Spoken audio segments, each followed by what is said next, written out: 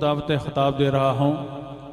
वतन अज़ीज़ की बहुत ही प्यारी शख्सियत, बड़ी ही नूरानी शख्सियत, मेरे नहायत ही वाजिबुल एहतराम, काबिल सद एहतराम जिगर गोशाए हज़रत सुल्तान बाहू पीर तरीक़त रहबर शरीयत जनाब मोहतरम अलहाज पीर मोहम्मद खालिद सुल्तान अल क़ाज़ी साहब की खिदमत में नहायत ही अदब के साथ गुजारिश करता हूँ स्टेज पर तशरीफ़ लाएँ और आज की खूबसूरत महफ़िल पाक में अपने खूबसूरत ख़िताब से नवाजें।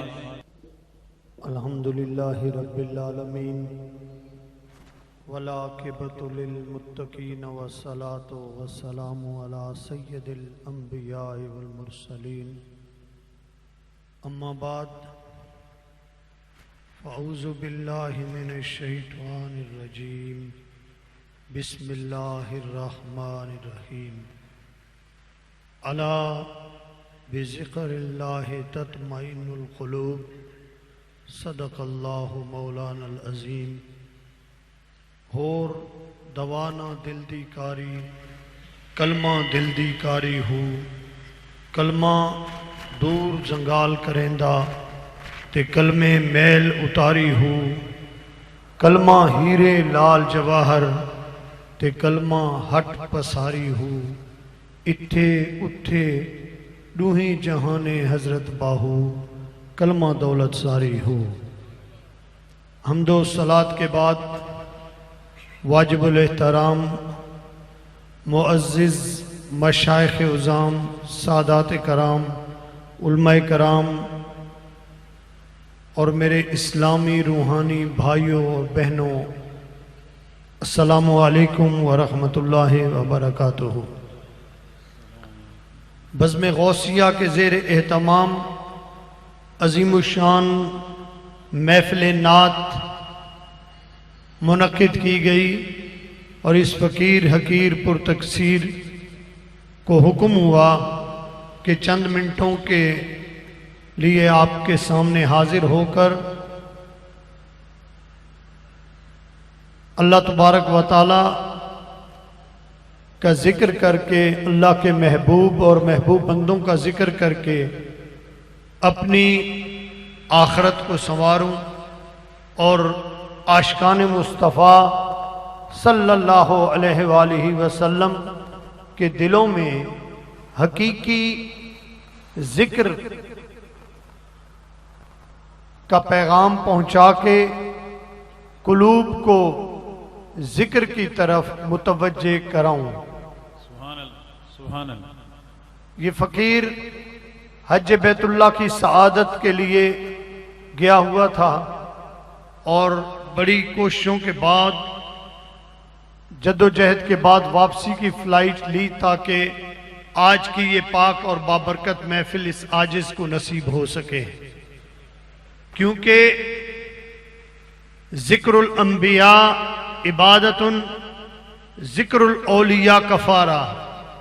अंबिया का जिक्र इबादत है और औलिया का जिक्र गुनाहों को कफ़ारा है। पाक धरती से होकर, अरफात के मैदान से होकर महबूब पाक सल्लल्लाहु अलैहि वसल्लम के सब्ज़ गुंबद की हरियालियों के साए से फैज़ हासिल करके आज आपके इस पिंडाल में उसी इश्क व मोहब्बत को उजागर कर रहे हैं जो सरकार से दूर बैठकर इतना प्यार करते हैं, करीब जाकर उनका क्या हाल होता होगा। इधर बैठकर आप आका को याद कर रहे हो।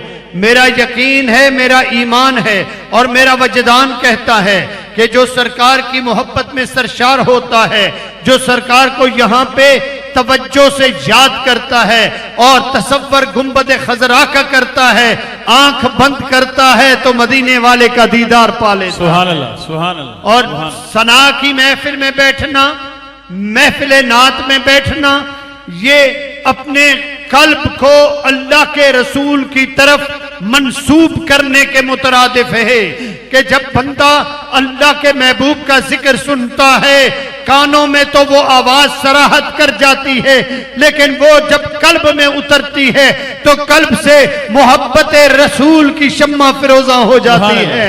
और जिसके दिल में नबी का प्यार आ जाता है, जिसके दिल में नबी की मोहब्बत आ जाती है, अल्लाह उससे प्यार करने लग जाता है।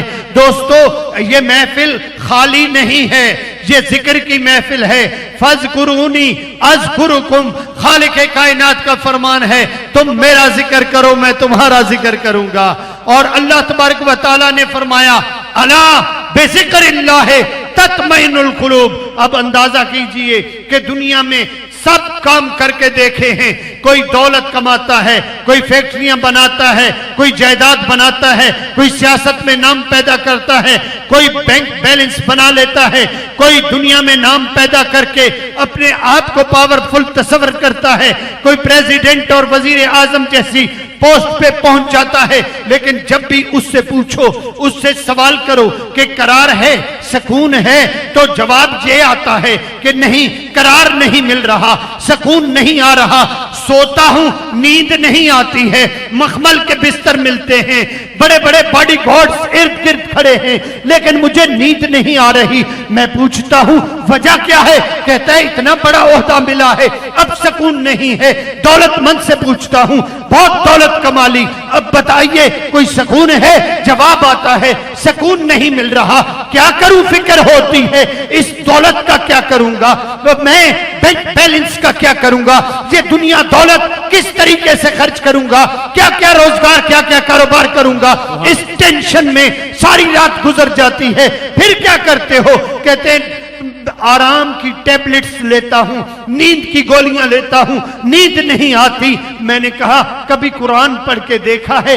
नींद करने का इलाज तो गोलियों में नहीं है, बल्कि सुकून की नींद, सोने का इलाज अल्लाह के कलाम में मौजूद है। सुभान अल्लाह, सुभान अल्लाह। खालिक कायनात से सवाल करके पूछो, ए रब्बे जुल जलाल वल इकराम, मैं क्या करूं, कहां जाऊं? रब्बे जुल जलाल फरमाते हैं, अला खबरदार, बेज़िक्रिल्लाह तत्मइनुल कुलूब, बेशक अल्लाह के जिक्र से ही दिलों को करार मिलता है, अल्लाह के जिक्र से दिलों को चैन मिलता है। दिल चैन में आ जाते हैं, दिल करार में आ जाते हैं, दिल सुकून में आ जाते हैं। जब कल्ब को सुकून मिलता है तो आंखों पे नींद आ जाती है, आंखों पे नींद छा जाती है और बंदा सुकून की नींद सो लेता है। देखिए, बड़े अमीर को नींद नहीं आती, एक मस्कीन बड़ी मुश्किल से एक निवाला खाने का, रोटी का खा लेता है, बिस्तर के अलावा जमीन पे लेट जाता है, उसे सुकून की नींद आ जाती है। राज क्या है? राज ये है, गरीब जरूर है, अल्लाह से दूर नहीं है, अल्लाह उसके करीब हो जाता है और अल्लाह के जिक्र में वो मुस्तगरिक होता है। अंदाजा कीजिए, काफी हुज्जाज यहां बैठे हैं। जब हम हज के लिए जाते हैं, अरफात में सारा दिन गुजारने के बाद, इबादतें करने के बाद, रोने धोने के बाद, माफी मांगने के बाद, जब रात को सफर करके मुज़दलिफा के मैदान में आते हैं, तो मुज़दलिफा में पहुंचते ही जैसे ही मगरिब और इशा पढ़ते हैं, कंकरियां चुनते हैं, पत्थरों पे ऐसी सुकून की नींद आ जाती है, पता नहीं चलता। आंख खुलती है, तहज्जुद का वेला है, यकीन जानिए कि ऐसी करार की नींद आती है और ऐसी थकन उतर जाती है कि नेक्स्ट डे सारे का सारा सुकून से गुजरता है। हालांकि वर्किंग डे होता है, उस दिन बंदा जाता है, कंकरियां शैतान को मारता है, कुर्बानी करता है, हल करवाता है और तवाफ ज़ियारत करता है, उसके बाद वापस आए फिर भी नींद करीब नहीं आती। पूछते हैं राज क्या है? कहता है पता नहीं है, मुज़दलिफे का जो आराम मिला है वो घर के बिस्तर पे कभी नसीब नहीं। अल्लाह सबको हज बैतुल्लाह की सआदत अता फरमाए, आमीन। अब इस बज़्म को हम बज़्म गौसिया कहते हैं और बज़्म गौसिया के ज़ेर एहतमाम महफिल नात है। गौस पाक के नाम से की महफिल सजा के हम जिक्र मुस्तफा करते हैं, जिक्र खुदा करते हैं और बाज अहबाब को तकलीफ होती है और वो नाराज हो जाते हैं। अभी मैं गया मदीना तैयबा में, यूनिवर्सिटी, मदीना यूनिवर्सिटी के शेख जामे मिलने के लिए आए और मुझे कहते हैं कि जनाब ये क्या है, आप सारे कहते हो या गौसे आजम दस्तगीर, क्यों? वो तो गैरुल्लाह है, अल्लाह का जिक्र किया करो, अल्लाह को याद किया करो। मैंने कहा बात ये है कि गौस के दर से तो अल्लाह का दर मिला है, नाराए तकबीर, गौस के जरिए से तो नाराए रिसालत, नाराए हैदरी, नाराए गौसिया। कहते मुझे दलील दो कि गौस को इतना पावर कहां से आया। मैंने कहा मैं अपनी किताबों से दलील नहीं देता, आप अपनी किताब मंगाओ। किताब का नाम है हयातुल हैवान, अरबी की लिखी हुई है, 2 जिल्दों पर है। हयातुल हैवान में बाबुद दज्जाज खोल के देखो। जब खोल के देखा तो उसमें क्या लिखा था कि पीराने पीर दस्तगीर, महबूबे सुबहानी, कंदीले नूरानी, शोबाज ला मकानी, हजरत शेख सैयदना मुहियुद्दीन अब्दुल कादिर जीलानी की बारगाहे अकदस में एक बेवा खातून आई, एक यतीम बच्चे को लेकर आई और कहती है, ए गौस मेहरबानी कीजिए, इस बच्चे को अपने जैसा बना दीजिए। बच्चे को छोड़ा, गौस पाक ने उस यतीम को कबूल कर लिया और वो खातून चली गई। कुछ दिनों के बाद जब वापस लौटती है और आकर देखती है, क्या देखती है कि बच्चा कमजोर से कमजोर तर हो गया है और नीचे बैठा है। गौस पाक मुर्गी का गोश्त तनावल फरमा रहे हैं और गोश्त खा के हड्डी फेंकते हैं तो वो बच्चा हड्डी चूस के रख देता है। औरत को देखते ही बड़ा दुख हुआ। औलाद है, बड़ी प्यारी चीज होती है। बच्चे को इस हालत में देखकर रो पड़ी। कहती है पीर तो लजपाल होते हैं, मुर्शिद तो लजपाल होते हैं। मैंने तो बड़ी उम्मीदों से अपने बच्चे को आपके पास भेजा था कि आपके पास रहेगा, खाएगा, पिएगा, पलेगा, बड़ा नाम पैदा करेगा। लेकिन यहां तो ये भूख से मर रहा है और हड्डियां चूस रहा है। गौसुल आजम ने फरमाया इजलिस, बैठ जाओ। थोड़ी देर के बाद जब आपने मुर्ग तनावल फरमा लिया, उस बच्चे ने हड्डियां चूस ली। गौसे आजम ने फरमाया बेटा हड्डियां सारी जमा कर लो। हुजूर जमा कर ली हैं, मेरे करीब ले आओ। करीब लेके आया। अब्दुल कादिर जिलानी ने दस्ते मुबारक फेरा और फरमाया कुम बेइज़्निल्लाह, अल्लाह के हुक्म से जिंदा हो जा। तो वो मुर्गी जिंदा हो गई। सुभान अल्लाह। पीराने पीर दस्तगीर फरमाते हैं कि बीबी तूने कहा था ना कि अपने जैसा बना, तो मेरे जैसा तब बनेगा जब मुर्गी को जिंदा करने वाला बन जाएगा। और मुर्गी खा तब सकेगा जब मुर्गी को जिंदा करने वाला बनेगा। ये पीराने पीर दस्तगीर की करामत लिख रहे हैं सऊदी अरब वाले। किताब बाबुद दज्जाज में, हयातुल हैवान में ये वाक़या मौजूद है। छापा खाना भी मक्का पाक का है। जब उस शेख को मैंने पेश किया ना, हैरान हो गया। कहते चलो ये तो हो सकता है वो अल्लाह का दोस्त था, अल्लाह का वली था, अल्लाह का दोस्त है, उसका बड़ा मकाम है, बड़ी शान है, उससे ये करामत सरजद हो गई। लेकिन मुझे ये तो बताइए तुम लोग पीरों को, मुर्शिदों को क्यों मानते हो? जिसको भी देखता हूं कहते मैं मुर्शिद वाला हूं, मुर्शिद की बैत कर रहा हूं, पीरों को मानते हैं। क्या फायदा है पीरों को मानने का? मैंने कहा यार मैं और तो कोई दलील नहीं दे सकता। अभी मैं आया, जिद्दा उतरा, वहां पर मुझे बस में बिठाया गया। जब बस में मैं पासपोर्ट जमा करने लगा ना, तो एक काला कलोटा लड़का था, स्याह कलर का स्याफाम लड़का था। वो ले आए और मुझे कहते हैं हाजा अंत मुर्शिद। सुभान अल्लाह। समझ आई या नहीं? सुभान अल्लाह। सुभान नुक्ते की बात अर्ज कर रहा हूं। कहते हाजा अंत मुर्शिद। मैंने कहा ला हाजा माफिया ना मुर्शिद, ये तो मेरा मुर्शिद नहीं है। कहते ये तुम्हारा मुर्शिद है। मैंने कहा क्या माना है मुर्शिद का? कहते मुर्शिद का माना है रहनुमा। बोले तो सही। मुर्शिद का माना है रहनुमा, मुर्शिद का माना है रहबर। ये तुम्हारा मुर्शिद है, ये तुम्हारा रहनुमा है। मैंने कहा अच्छा, इतना काला कलोटा लड़का मेरा मुर्शिद बन गया, बल्कि पूरी बस का मुर्शिद बन गया। कहते हाँ ये तुम्हारा रहनुमा है, ये तुम्हारा मुर्शिद है। क्या करेगा? कहते ये तुम्हें मंजिल को पहुंचा देगा। सुभान अल्लाह। क्योंकि बस का जो ड्राइवर है ये मंजिल मकसूद तक पहुंचा नहीं सकता। ये ना बलद है, ये वाकिफ नहीं है, ये मुर्शिद है, ये रहनुमा है, ये तुम्हें ले जाएगा, ये मंजिल तक पहुंचाएगा।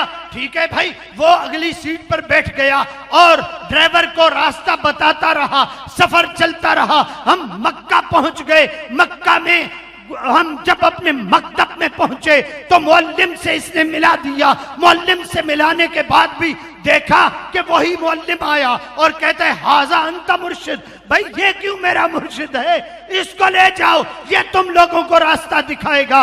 कहां? ये तुम्हें फुंदक में पहुंचाएगा, तुम्हारे होटल तक तुम्हें पहुंचाएगा, रास्ते का ये वाकिफ है। मैंने कहा चलो ठीक है, देखता हूं ये कैसे पहुंचाता है। अब वो सामने बैठ गया, उसने होटल तक पहुंचा दिया। जब होटल तक पहुंचा दिया तो कहता है अब अलविदा, मैं जा रहा हूं, मेरी मंजिल यही थी, मैंने तुम्हें रास्ता दिखाना था, रास्ता दिखा के हट गया। मेरे दिमाग में बात आ गई, अरे हाँ इसीलिए तो हम मुर्शिद पकड़ते हैं। ये मुर्शिद होटल का रास्ता दिखाता है, पीराने पीर दस्तगीर खुदा का रास्ता दिखाता है। नारे तकबीर, नारे रिसालत, नारा हैदरी, नारा गौसिया। मैंने कहा देखिए, हम मुर्शिद इसलिए पकड़ते हैं कि ये मुर्शिद इस दुनिया का रास्ता देने वाला नहीं है। मुर्शिद रहनुमा है, मुर्शिद हादी है, मुर्शिद रहबर है, और वो रहबरी करके हमें खुदा तक पहुंचा देता है। जब अल्लाह की बारगाह में मुर्शिद पहुंचाता है तो रब के दीदार में, इसमें अल्लाह जात में मुस्तगरिक होकर बंदा अपनी मंजिल को पहुंच जाता है। यही वजह है कि हम दुनिया में मुर्शिद पकड़ते हैं। अगर आपके सऊदी अरब में एक लड़का मंजिल तक पहुंचा सकता है तो हमारे पाकिस्तान में भी सुल्तानुल आरिफीन, सुल्तान बाहू, दाता गंज बख्श अली हजवेरी, पीर मेहर अली शाह साहब और हजरत बाबा फरीद भी हमें खुदा की मंजिल तक पहुंचा सकते हैं। दोस्तों, अपने अकीदों को दुरुस्त कीजिए।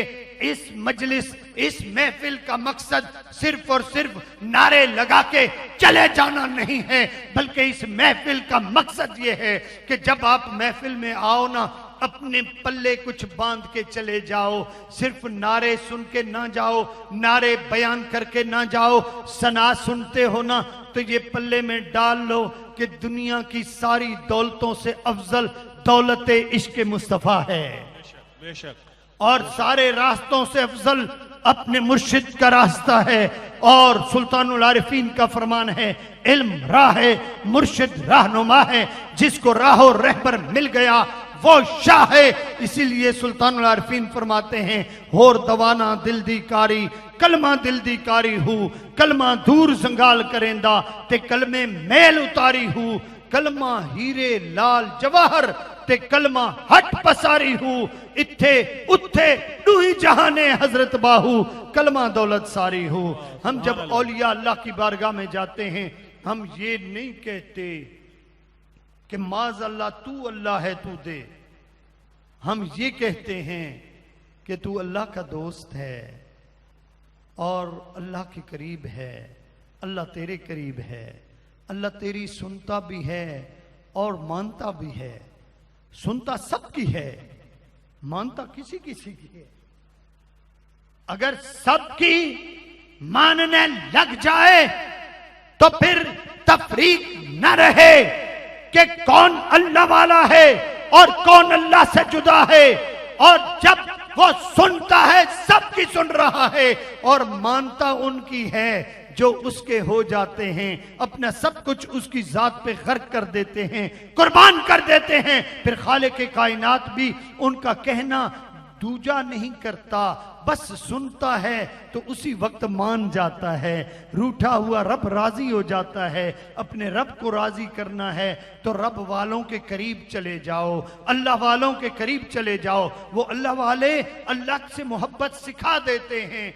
बस आखिरी बात ये अर्ज करना चाह रहा हूं कि अगर तवज्जो है, सुनना चाहते हैं, बेशक बेशक, बोलें या रसूल अल्लाह, या रसूल अल्लाह, हाथ बुलंद करके या रसूल अल्लाह, हाथ बुलंद करके या रसूल अल्लाह। देखिए, सैलाब की बड़ी तबाहकारियां हुई, कई अमवात हुई, कई घर उजड़ गए, कई घर वीरान हो गए, कई बस्तियां लुट गईं और उजड़ गईं, लेकिन देखो फिर भी अल्लाह की कायनात का ये निजाम चल रहा है।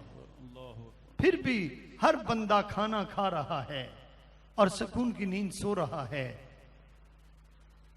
फर्क सिर्फ बताना चाहता हूं कि एक तबका ऐसा है जो अल्लाह के जिक्र में मुस्तगरक रहता है और अपना सब कुछ अल्लाह तबारक व तआला की जात के लिए कुर्बान करता है। उसके शब और रोज अल्लाह की याद में गुजरते हैं। वो क्या करता है? वल्लज़ीना यबीतूना लिरब्बिहिम सुज्जदन व क़यामा, उनके शब और रोज कयाम और रुकू में गुजरते हैं, सज्जदों में गुजरते हैं। और बाज लोग ऐसे होते हैं जो सुकून की नींद सो रहे होते हैं। हजरत सुल्तानुल आरफीन सुल्तान बाहू ने फरमाया है, जो दम गाफिल सो दम काफिर। तवज्जो है, जो दम गाफिल सो दम काफिर, सानू मुर्शिद ए पढ़ाया हूं, सुनिया सुखन गया खुल अखी, असा चित मौला वल लाया हूं, कीती जान हवाले रब दे, असा ऐसा इस्म कमाया हूं, मरण तू अगे मर गए बाहू ता मतलब नु पाया हूं। नुक्ता समझा लिया कि जो दम गाफिल सो दम काफिर।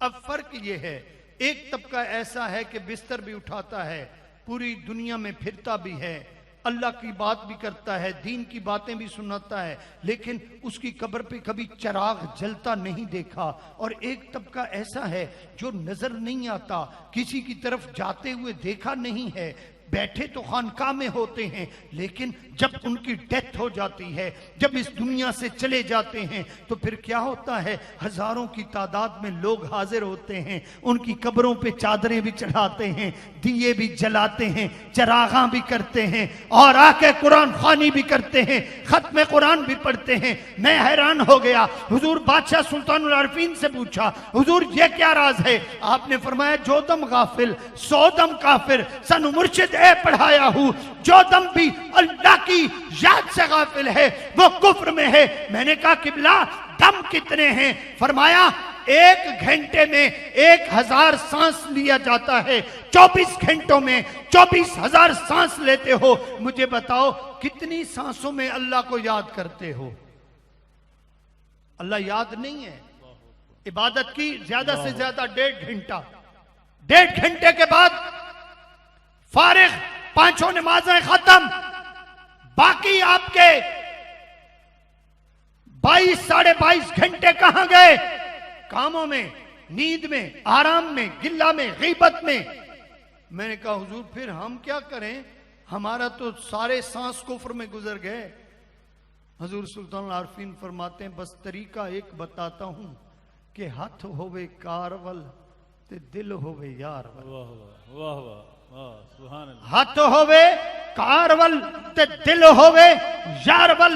ये जो अल्लाह वाले होते हैं, इनका काम क्या है कि दुनिया की बातें कर रहे होते हैं, दुनिया के साथ गुफ्तगू में होते हैं, लेकिन उनका दिल अल्लाह अल्लाह पुकार रहा होता है। आप फरमाते हैं, अपने कल्ब के ऊपर ऐसा कंट्रोल कर लो कि जब इसको अल्लाह का जाकिर बना लोगे, क्योंकि रूह तो दिल के अंदर है और दिल की धड़कन से चल रहा है। अगर तुम जबान से बात भी कर रहे हो तो दिल अल्लाह अल्लाह पुकार रहा हो। सुभान अल्लाह, सुभान अल्लाह। यही जिक्र है जो 24,000 मर्तबा अल्लाह का जिक्र करते रहोगे। और जो बंदा एक दफा अल्लाह करता है, अल्लाह तबारक व तआला 10 मर्तबा जी या अबदी पुकारता है। तो मुझे बताइए कि जो 24,000 सांस लेके 24,000 मर्तबा अल्लाह कहता हो, अल्लाह कितनी मर्तबा जी कहता है?